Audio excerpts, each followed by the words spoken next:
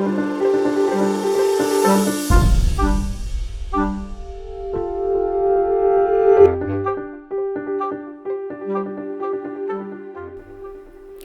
extremist Sunni group, commonly known as the Islamic State in Iraq and Syria, or ISIS, has seized control of a significant swath of territory across eastern Syria and northern Iraq, a region larger than the state of Maryland.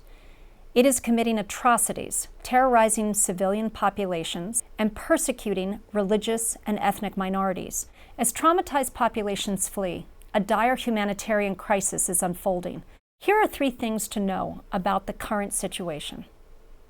First, the crisis in Iraq must be seen as part of the larger crisis that has been unfolding for more than 3 years as a result of Syria's civil war. ISIS fighters have honed their fighting skills and tactics in Syria, battling Bashar al-Assad's forces since the spring of 2011.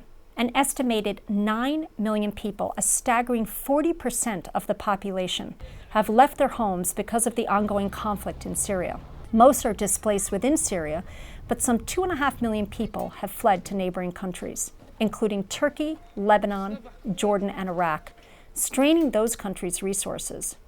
1 million refugees are in Lebanon alone, where they now make up 1/5 of its population. ISIS rampages in Iraq exacerbate this already dire situation. According to the UN's latest estimates, there are now an additional 1.2 million people displaced throughout Iraq.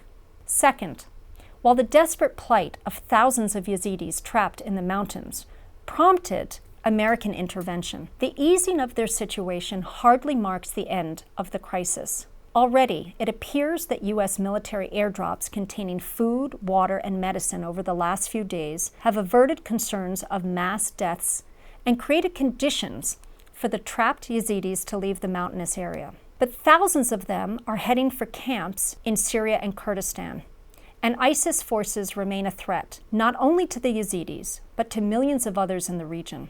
The third point to keep in mind is that ultimately a resolution of the current humanitarian crisis requires not only the defeat of ISIS in Iraq, but also an inclusive political solution that creates a cross-sectarian coalition against jihadism. This coalition must represent the interests of Sunni tribal groups that have aligned with ISIS and have the support of the major regional powers, including Saudi Arabia, Turkey, and Iran.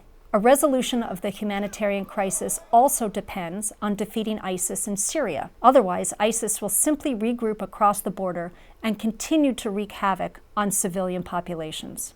The replacement of Prime Minister Maliki in Iraq, who has been an ineffective and polarizing leader, with Haider al-Abadi, creates an opportunity for a reset on Iraq's winner-take-all politics.